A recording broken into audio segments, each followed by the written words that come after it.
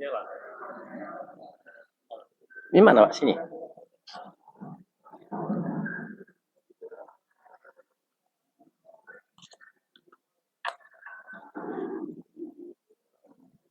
Bismillahirrahmanirrahim. Assalamualaikum warahmatullahi wabarakatuh. Alhamdulillah. Wassalatu wassalamu ala rasulillah wa alihi wa sahbihi. Alhamdulillah, sore ini kita mengawali untuk memasuki yang pertama ini untuk kajian. Jadi kita buat berbeda dengan kajian kita buat biasanya. Untuk hari pertama ini materinya sistematis dikurung. Jadi tema-tema puasa barangkali tidak disampaikan. Jadi nanti yang pertama ini adalah materinya tolak dan ibadah yang akan disampaikan oleh Ustaz Muhammad. Baik, mengawali acara kajian pada saat ini, mari kita awali dengan bacaan. Bismillahirrahmanirrahim. Dan mohon nanti ada materi yang ada tanya jawab dan 5 pertanyaan. Dia kami Assalamualaikum warahmatullahi wabarakatuh. Saya ulangi Bu, yang jawabnya keras semoga cepat masuk surga. Assalamualaikum warahmatullahi wabarakatuh.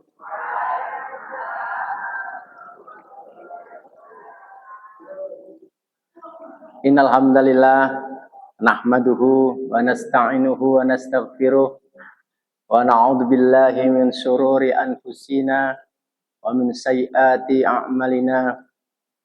May yahdihillahu fala mudhillalah wa may yudlilhu fala hadiyalah. Asyhadu an la ilaha illallah wa asyhadu anna Muhammadan abduhu wa rasuluh. Allahumma salli wa sallim wa barik ala sayyidina Muhammadin wa ala alihi wa sahbihi ajma'in, amma ba'd. Bapak Ibu yang dirahmati Allah Subhanahu wa taala, pertama-tama kita bersyukur kepada Allah Subhanahu wa taala yang memberi kesempatan Bapak Ibu kita semua bisa melewati Ramadan tahun ini. Semoga kita bisa memberikan amal terbaik kepada Allah Subhanahu wa taala, dan di akhir Ramadan semoga kita termasuk golongan orang-orang yang diampuni dosa-dosanya. Bapak Ibu yang dirahmati Allah Subhanahu wa taala, pada kesempatan pertama ini sebelum saya ke materi inti yaitu bab Thaharah, saya akan sedikit menyampaikan tentang dahsyatnya pahala bulan Ramadan bila kita mengikuti tuntunan Rasulullah SAW. Rasulullah pernah bersabda bahwa setiap amal anak Adam itu untuknya, untuk yang beramal itu sendiri, kecuali puasa, kata Rasulullah. Puasa itu Allah mengatakan itu untukku dan aku sendiri yang akan ngasih pahalanya. Allah menekankan setiap amal kebaikan aku lipatkan 10 kali lipat sampai 700, kata Allah. Dan 2 kebahagiaan yang akan diterima oleh orang yang puasa, satu saat berjumpa dengan buka puasa, yang kedua saat berjumpa dengan Robnya, yaitu Allah SWT. Dan bau orang yang berpuasa lebih harum daripada kasturi. Masya Allah. Bapak Ibu, amal sunnah dianggap wajib dilipatkan minimal 70 kali. Amal kebaikan dilipatkan 10 kali, fardunya dilipatkan 70 kali, makanya jadi 700, Masya Allah. Baik, karena ini fadilahnya luar biasa bulan Ramadan, amalnya dilipat-lipat, jin-jin yang jahat dibelenggu, jin yang soleh masih dilepas, jin yang suka mengganggu orang untuk tidak taat sama Allah dibelenggu, neraka sementara ditutup, amal kebaikan dimudahkan. Inilah kesempatan kita untuk memberikan nutrisi kepada rohani kita dengan kajian-kajian, pengajian-pengajian, karena yang dibentuk yang tadi pagi saya sampaikan sasarannya adalah kolbu, hasilnya adalah akhlak. Dan kata Imam Ghazali yang tadi pagi saya sampaikan, kolbu hati ini terpengaruh dengan 4 perkara. Apa yang dibicarakan, apa yang didengar, apa yang dilihat, dan apa yang difikirkan. Kalau bulan Ramadan ini kita sering berkumpul dengan orang-orang soleh, sering kumpul di masjid, tadarus Quran, taklim, kajian, bicara kebesaran Allah, mendengar kebesaran Allah, melihat kebesaran Allah, memikirkan kebesaran Allah harapannya masuk dalam hati. Sehingga kita mudah dalam beramal soleh. Baik, masuk ke materi toharoh Bapak Ibu. Yes. Masuk ke materi toharoh. Karena seluruh amal nggak diterima tanpa sholat. Sholat nggak diterima tanpa wudhu. Wudhu tidak sah kalau masih ada najis yang belum terbersihkan. Berarti toharoh jadi penting. Baik itu masalah suci fisiknya, badaniahnya, pakaiannya, maupun tempatnya. Pertama adalah, mohon maaf, adab toharoh di kamar mandi, di toilet. Ternyata pernah Rasulullah dan sahabat lewat suatu pemakaman, kudanya nggak mau berjalan, meringkik keras. Setelah ditanya, ada apa ya Rasulullah? Ada orang yang sedang diazab di alam kubur. Karena apa?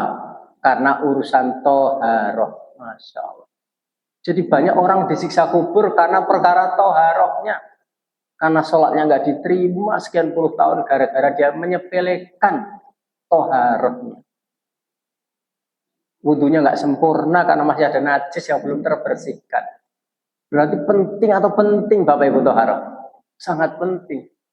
Karena sholat sendiri kepala pada badan. Orang tidak punya tangan diterima bermasyarakat. Tidak punya kaki diterima bermasyarakat. Tidak punya kepala, masyarakat nggak mau nerima, ketakutan semua. Dikira setan berjalan. Sholat ibarat kepala pada badan. Semua amalnya baik, tapi nggak sholat. Ambiar di mata Allah, nggak diterima. Karena sahabat tanya, ya Rasulullah, amal apa yang paling penting di sisi Allah setelah iman? Sholat. Setelah itu, berbakti kepada dua orang tua. Setelah itu, jihad. Sholat di atas berbakti kepada orang tua. Sholat di atas berbakti kepada suami, otomatis. Ibarat kepala pada badan. Nah, sholat yang dahsyat pentingnya ini nggak diterima tanpa wudhu yang sempurna, tanpa wudhu. Dan wudhu ini bisa batal, tidak sah, kalau masih ada najis yang nempel di tubuh kita. Maka toharoh jadi penting. Maka adabnya, ini adabnya. Masuk toilet itu menggunakan alas kaki. Itu adabnya Bapak Ibu nun sewu. Khawatir ada anak cucu kita yang pipis sambil berdiri, yang pipisnya muncrat-muncrat, yang kita nggak tahu lokasi pipisnya.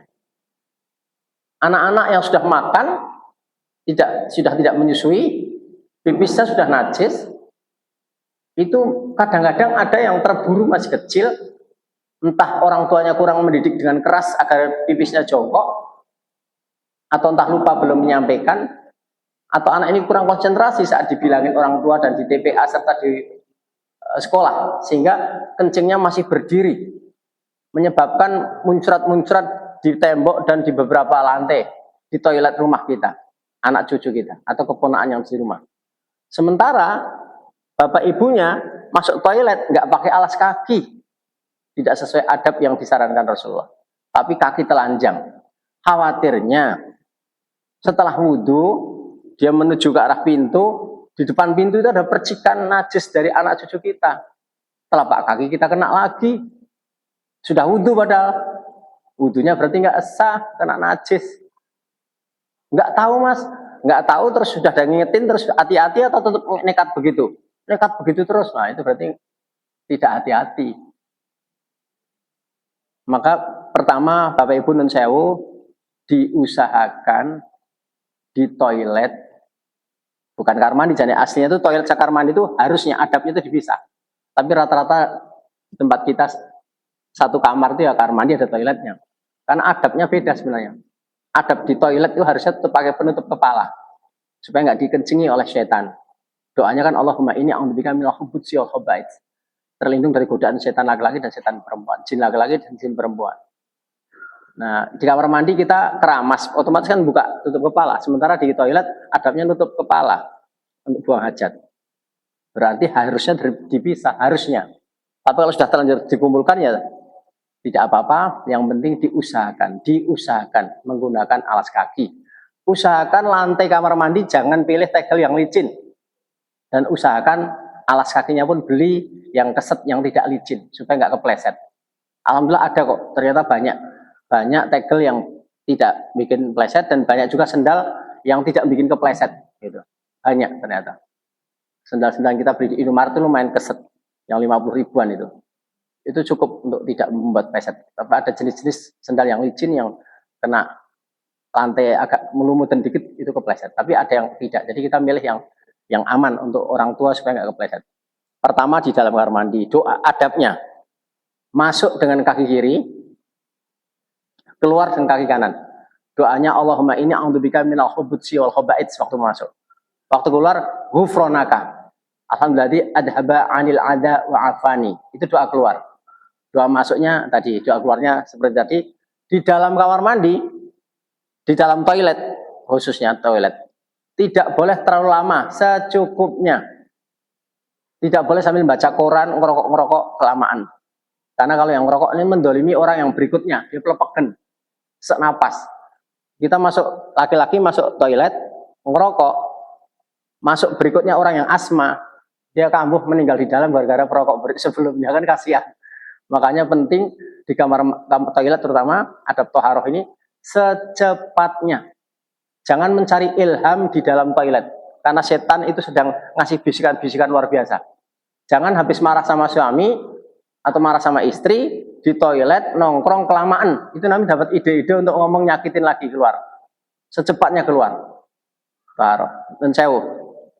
Kemudian kalau mandi junub Bapak Ibu nun sewu, terutama bagi yang gemuk-gemuk, ibu-ibu dulu mudanya seksi keamanan. Setelah punya anak 1, 2, 3 mulai agak makarizo salon. Kenapa? Karena nyuapin anaknya nggak habis, mubazir. Maka anak kedua nggak habis, mubazir. Akhirnya punya anak 3, itu perutnya sudah mulai ada lipatan tektonik, vulkanik, magma, larva, lipatan-lipatan. Betul Bapak Ibu? Ini kita ngomong apa adanya, jujur kacang hijau dan ketan hitam. Nah, mandi junub untuk ibu-ibu yang banyak lipatannya, kalau asal jegur-jegur, mohon maaf, ternyata setelah mandi jegur-jegur, dibuka gini lipatannya masih kering, itu nggak sah sholat mandi junubnya. Jadi tolong bapak-bapak mengingatkan ibu-ibu juga hati-hati. Mandi junub hati-hati. Bagi bapak-bapak yang gemuk juga sama, ibu-ibu yang gemuk sama. Kalau yang sudah banyak lipatan, tolong mandi junubnya perhatikan, jangan sampai ada organ tubuh kita yang tidak basah oleh air. Wudhu, ya, setelah wudhu, debyur kiri 3 kali, kanan 3 kali, kiri 3 kali, rambut. Atau kebalikan, rambut dulu. Yang penting itu adalah bukan rambutnya sebenarnya, tapi akar kulitnya rambut. Ya, otomatis rambutnya kan sekalian, karena ini kan ada dalam kepala kita. Rambutnya harus basah semua, saat kulit rambutnya kepala, baru digebyur kanan 3 kali terus kaki. Itu setelah wudhu. Kalau wudhunya sudah sama kaki, ya nggak perlu kaki lagi. Yang penting diratakan. Kanan 3 kali, kiri 3 kali, terus kepala atau kepala dulu. Kemudian gebyur 3 kali kanan, 3 kali kiri, diratakan. Jangan ada lekuk-lekuk tubuh yang tidak basah oleh air.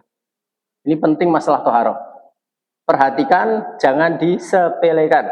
Pertama adalah jangan sampai satu keluarga pipisnya berdiri sehingga percikannya tidak terkontrol. Ada yang pakai ruko masuk, pakai sarung masuk, nyerempet tembok, temboknya ternyata ada percikan pipis, kan anaknya kencingnya berdiri nyipret.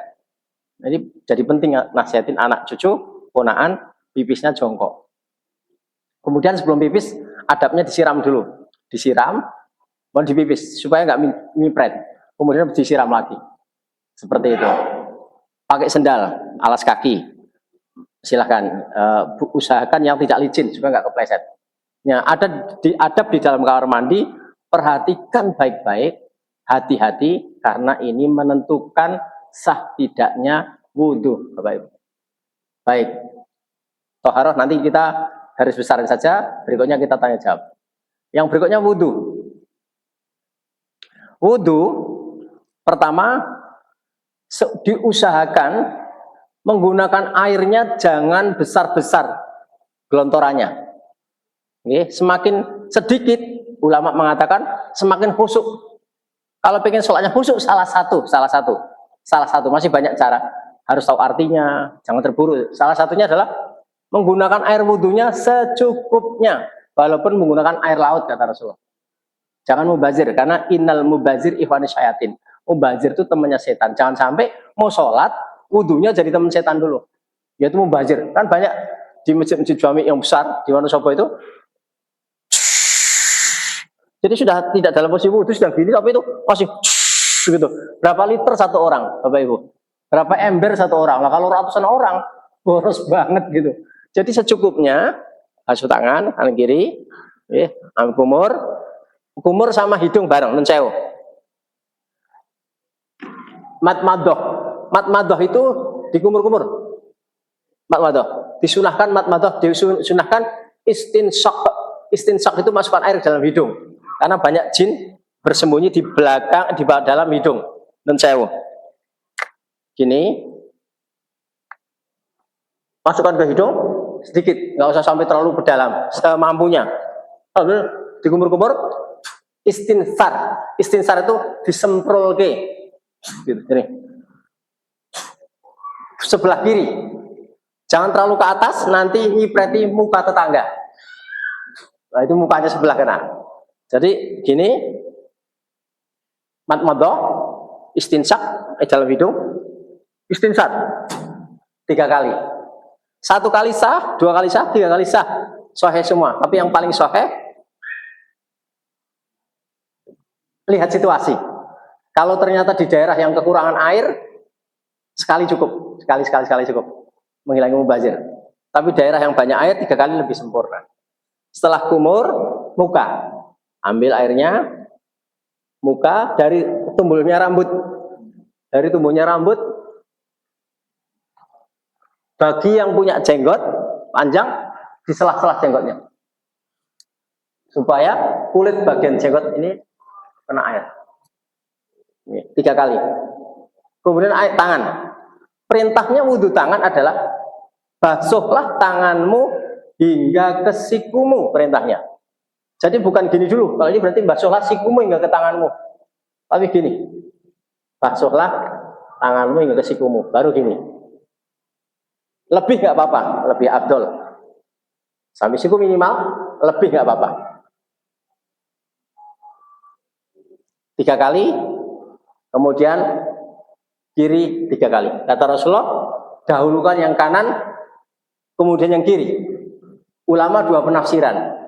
Ulama yang satu penafsirannya, dahulukan kanan kemudian kiri itu gini. Itu, yang satu ulama mengatakan sini dulu, dahulukan yang kanan 3 kali, selesai kiri 3 kali. Gitu. Kemudian berikutnya rambut. Sebenarnya yang dibasuh itu bukan rambutnya, tapi kepalanya. Kalau rambutnya nggak fair, kenapa? Karena ada darto helm. Yang nggak berambut dicari rambutnya, kok nggak kena, mana rambutnya nggak basah-basah, rambutnya di sini, umpamanya gitu. Nah, jadi yang disuruh basah adalah kulit kepalanya ini. Jadi tidak usah kepes-kepes, jangan kebanyakan nanti kopoh-kopoh. Jadi ambil air, buang dari sini kalau yang laki-laki ke belakang, ke depan lagi, langsung ke telinga. Telinganya gini, pegang, puter, yang luar pakai jempol. Ini putar, luarnya pakai jempol. Seperti itu. Kalau yang wanita, nun sewu, cukup bagian ke belakang, kiri udah cukup. Apalagi tempat terbuka. Jilbabnya buka sedikit, jangan sampai kelihatan rambutnya ke belakang. Kecuali dia tempat tertutup bisa menyempurnakan. Di tempat-tempat masjid-masjid umum, ada yang pakai tabir, kadang ada yang tidak pakai tabir. Yang penting kulit kepala terbasahi. Kemudian kaki. basuhlah kakimu hingga ke mata kaki. Basuhlah kakimu hingga ke mata kaki. Jadi basuhnya nun sewu, bukan dimulai dengan begini, tapi dimulai dengan begini. Kemudian pakai jentik, okay, jempol, jentik, pakai jem ngompol, didik-didik. Nah ini jentik itu begini, nun sewu. Bersihkan. Kemudian kalau tangan kanan mau berperan, tolong fungsikan jangan di bawah telapak, karena ini biasa di muka. Taruh di peran atas, yang kiri yang bawah, tangan atas gini. Tapi kalau cukup pakai tangan kiri, cukup tangan kiri saja, jarinya masuk ke celah-celah. Nah, Bapak Ibu, kelemahan kita adalah sering wudhu, ini celah-celahnya itu nggak diginikan, sehingga saat wudhu gebiar-gebir gitu, dibuka ternyata masih kering, itu nggak sah sholatnya.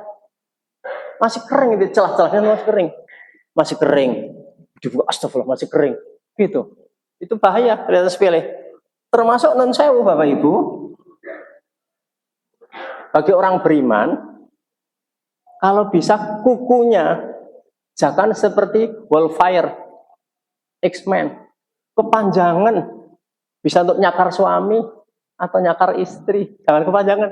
Setiap Jumat dipotong. Kalau kukunya kepanjangan, dikhawatirkan pas mandi junub, kulit yang harusnya basah oleh wudhu sama mandi junub, nggak basah karena kukunya kepanjangan. Kelihatannya sepele, tapi ini membawa azab kubur. Tidak sepele menurut Allah. Manut sama Allah, derek tuntunan Rasulullah, selamat. Tapi begitu ngeyel, kukunya dawa-dawa, wudhunya nggak sempurna, kuburnya bermasalah, Bapak Ibu. Hal sepele, tapi perlu diingatkan. Baik Bapak Ibu, tadi mengenai istinja, toharo, dan wudhu. Habis wudhu, doanya asyhadu an la ilaha illallah, asyhadu anna Muhammadan abduhu wa rasuluh, Allahumma ij'alni minat tawabina, waj'alni minal mutatahhirina, waj'alni min ibadikas sholihin. Jadi wudhu, kalau di hadis As-Sifatu Wudhu Nabi, karangan Abdurrahman Aswaib, beliau mengumpulkan hadis-hadis yang sahih. Beliau mengatakan yang paling sahih adalah semuanya 3 kali,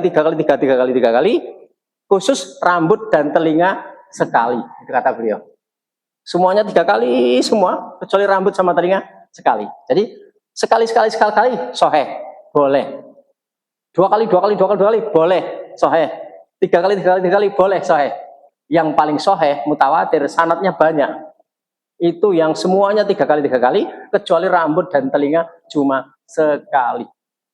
Sampai sini paham, Bapak Ibu? Sampai sini paham, Bapak Ibu?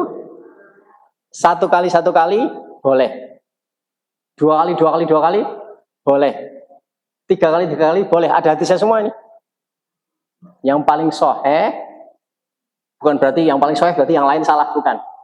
Kalau kita pengen yang lebih sempurna, mendekati Rasulullah. 3 kali, khusus kepala sama kuping sekali. Bapak Ibu, diusahakan bagian yang wajib kena air, jangan sampai tidak kena air. Kecuali pas kita tayamum, itu beda lagi. Nah, di tayamum ini, mohon maaf, kok ada yang numpuk terus pakai ditiup. Dulu Rasulullah, waktu di padang pasir, kadang-kadang ada yang merengkel-merengkel kotoran, itu kalau kena muka gini kan sakit. Jadi kalau pasir gini, itu siapa tahu ada yang ada seperti beling dan seterusnya yang kecil, di pasir kita nggak tahu, itu untuk membersihkan, gitu. Sebenarnya tidak harus apa-apa, boleh meniup boleh, tidak niup boleh.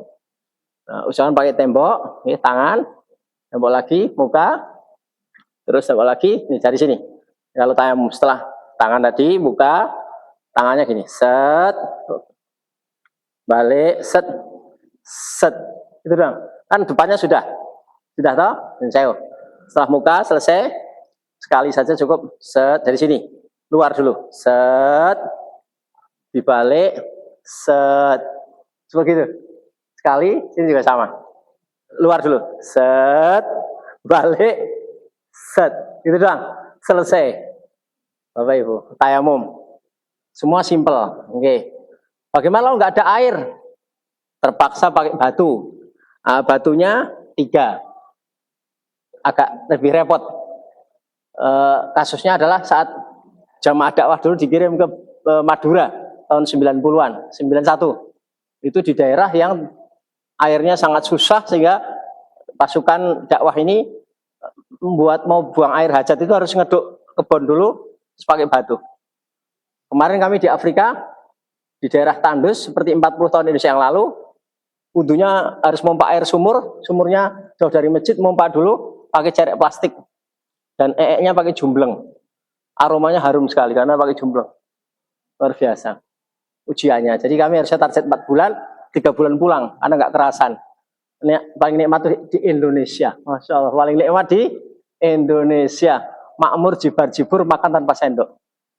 Gitu. Jadi kalau kita hidup di Indonesia itu harus bersyukur. Karena kalau nggak bersyukur, gondrong. Rajin bersyukur. Oke. Supaya nggak gondrong. Semoga tidak paham. Baik Bapak Ibu, kita lanjutkan ke tanya jawab. Biar materinya berkembang. Berapa pertanyaan Mas Ketua? 3 aja, nih. 3 cukup, nih. Biasanya 2 cukup, itu KB. Ini 3 cukup. Kalau saya bisa jawab, saya jawab sekarang. Kalau nggak bisa jawab, saya nggak berani jawab. PR. Saya tanyakan ulama yang lebih alim. Harus suatu ketika ketemu kita sampaikan.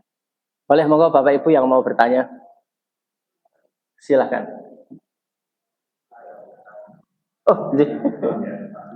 Pak Les. Dijawab nggih. Nggih. Nggih.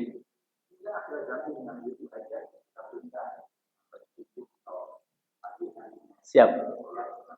Sama-sama. Baik, Bapak Ibu, memang ini yang ditanyakan beliau bagus sekali, ini real, nyata. Terutama untuk Bapak Ibu yang di rumahnya tidak ada air hangat, air panas, nggak ada pemanas air. Itu otomatis kan kadang-kadang godok saja cok, males otomatis. Oke. Nah, boleh tidak mandi junubnya diundur, ditunda sampai mendekati subuh? Boleh, sangat boleh. Kan yang penting sholat wajibnya jangan ditinggalkan. Dan kalau pas puasa begini, yang penting pas masuk waktu puasa kita sudah hari junub. Kan mohon maaf diusahakan sudah sahur dan karena sholat subuh masalahnya. Kalau mau seperti itu maka sholat malam dulu sebelum berhubungan. Oke, supaya nggak ketinggalan sholat malam. Sholat malam dulu, kewajiban suami istri, sehari lagi. Nanti mandinya pas mendekati subuh. Gitu kan untuk sholat subuh berjamaah. Sakit, nunda begitu sakit. Dan kalau nun sewu teramat sangat dingin dan darurat gitu ya terpaksa air panas. Terpaksa di daerah yang darurat kayak Dieng itu nggak kuat kita mandi darurat gitu ya terpaksa kita harus masak air dulu. Karena nggak kuat kita kedinginnya. Uzur. Wudhu itu sunahnya Rasulullah setiap mau ngulangi jima itu disunahkan wudhu. Diusahakan habis jima jangan minum, jangan makan sebelum wudhu. Bahkan ngulangi saja kalau bisa wudhu. Aslinya itu originalnya begitu. Tapi kita itu kadang-kadang wudhu tanggung. Tapi aslinya wudhu lagi Pak. Aslinya setiap mengulangi wudhu. Mau tidur wudhu dulu terus tidur, wudhu terus tidur lagi. Aslinya. Betul. Jadi aslinya itu setiap habis berhubungan, kalau mau sehari lagi itu wudhu. Sebenarnya kalau dipaksakan sakit dong. Berhubungannya aja kita sehat, masa wudhunya nggak sehat itu kan cuma sebentar aja gitu ibaratnya. Seperti itu. Jadi ya teorinya, prakteknya memang lemes, ngantuk juga prakteknya. Tapi karena konteksnya panjenengan mau jaga wudhu, kecuali nih, 1 tidak mau jaga wudhu, 2 tidak mau makan minum dan sudah lelah sekali, ya sudah terpaksa sehari lagi gitu. Tapi bagi teman-teman yang menjaga wudhu dan pengen jaga adab, Rasulullah nyontohannya aslinya itu wudhu lagi, aslinya nih originalnya. Prakteknya saja kita yang sudah lemah lelah ngantuk gitu, terus nanti wudhu dan mandinya pas mau sholat subuh gitu. Originalnya mengulangi saja, Rasulullah menganjurkan wudhu lagi. Cukup jelas Pak. 2 lagi Bapak Ibu pertanyaan. Pertanyaan selanjutnya, ada yang tanya, Bapak Ibu? Bab wudu dan toharoh. Oh, Ketua Takmir, Pak Devio. Salam. Tersuci. Oke.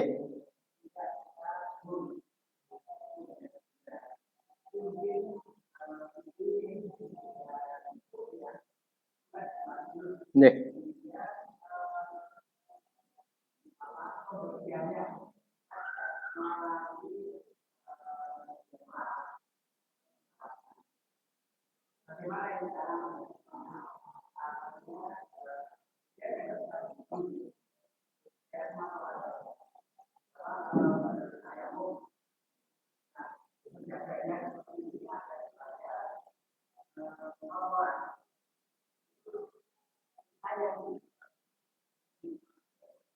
Baik.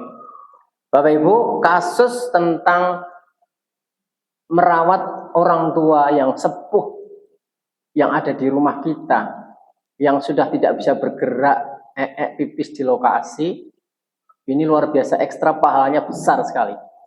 Merawat orang tua, sebelum saya ke inti materi, itu dua hal, bisa berbahaya, bisa meningkatkan derajat luar biasa. Berbahayanya adalah saat dititipi orang tua, kemudian si anak atau mantu nggak bisa menjaga lisan karena nggak sabarnya mengeluarkan kata-kata atau statement yang menyakiti yang sakit orang tua, itu dosanya besar sekali.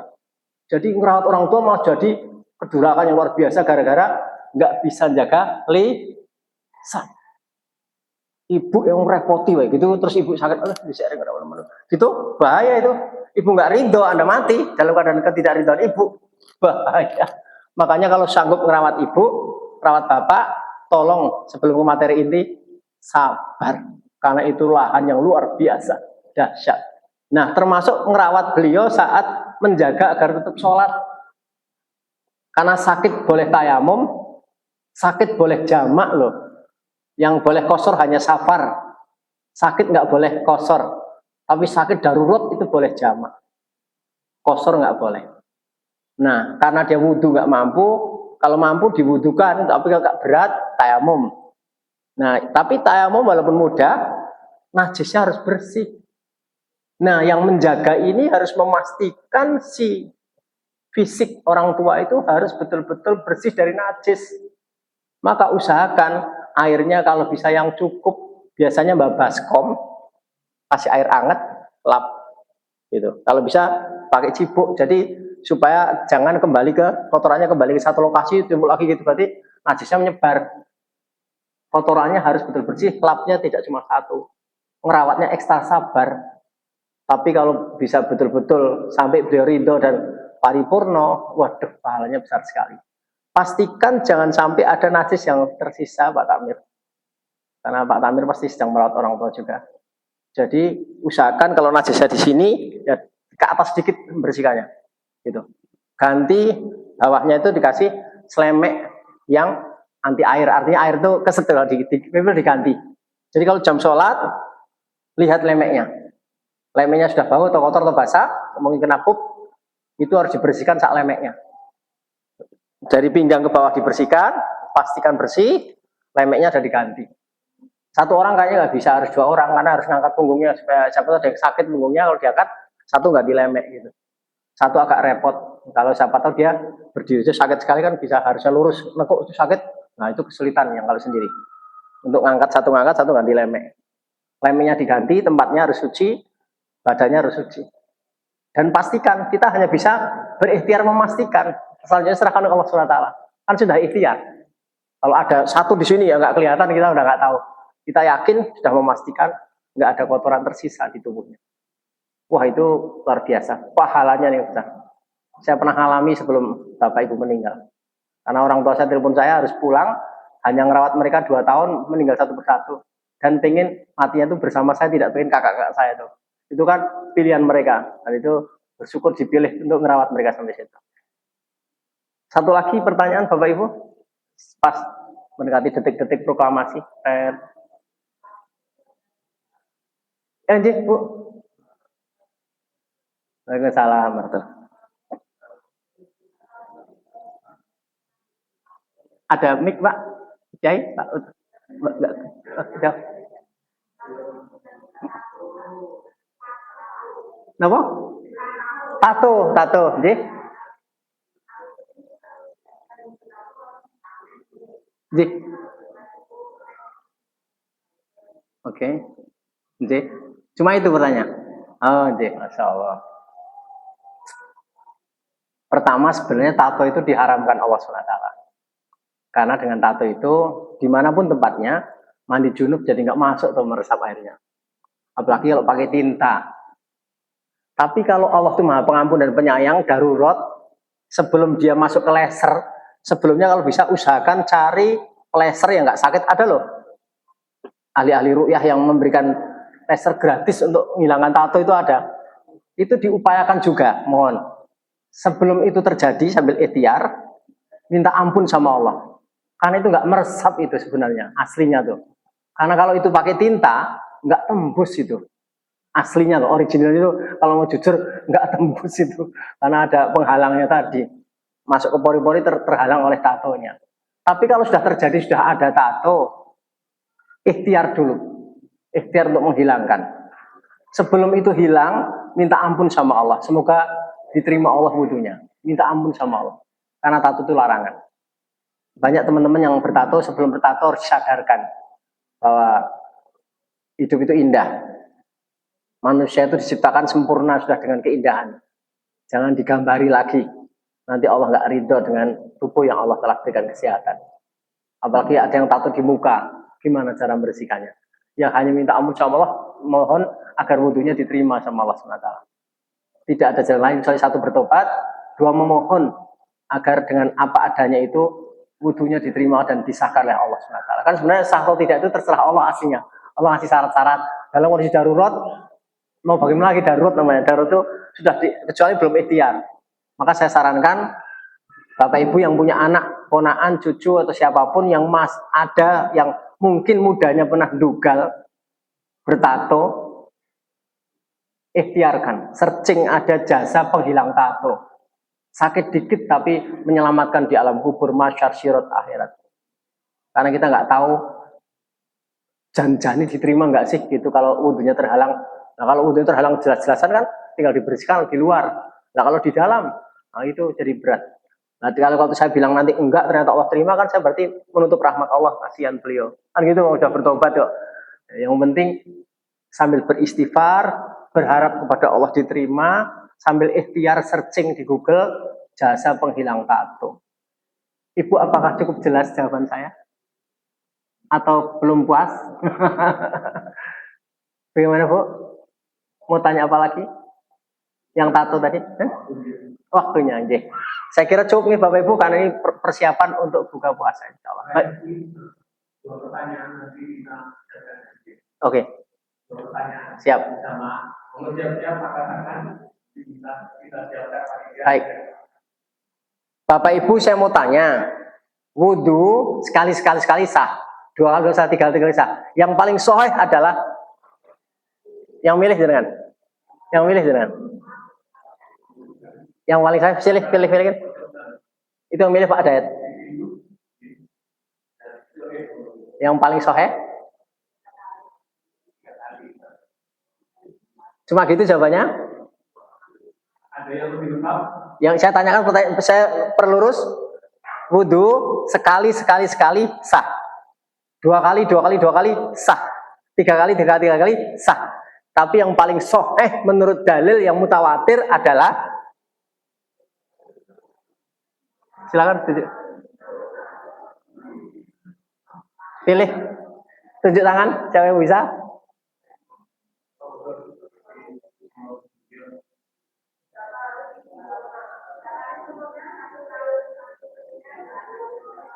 Seratus, betul. Betul, 100. 3 kali kecuali rambut dan telinga cuma sekali. Itu hadis yang paling sahih. Walaupun yang tidak begitu juga sahih boleh. Tapi yang paling sahih mutawatir, sanadnya banyak perawinya, masing-masing 3 kali, khusus rambut dan telinga cuma sekali. Itu keterangannya. Jenengan yang milih loh.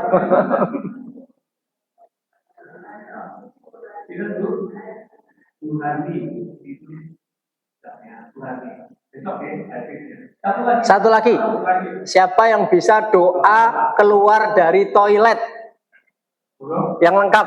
Ada 2. Keluar toilet, biar adil. Kalau kan ya. Ada? Itu ada. Oh, ini Pendek. Boleh. Oke lah, 100%. Bener. Ya, tapi saya lengkapi.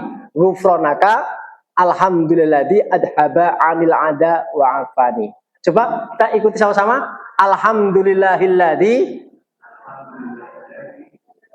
adhaba 'anil ada wa afani. Alhamdulillahilladzi adhaba 'anil ada wa afani. Baik, terima kasih. Kalau ada yang benar dari Allah SWT, salah hilaf dari kebodohan khilafan kami mohon dimaafkan dan diikhlaskan. Subhanakallahumma wa bihamdika asyhadu alla ilaha illa anta astaghfiruka wa atubu ilaik.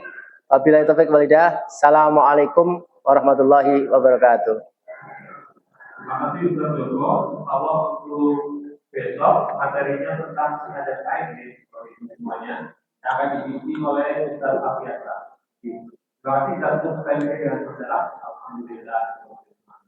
Moga bapak-bapak bisa memakai diri di Kerambi untuk persiapan terdekat. Jadi bunganya di Kerambi. Sudah kita siapkan tempatnya. Sami Pak Yai.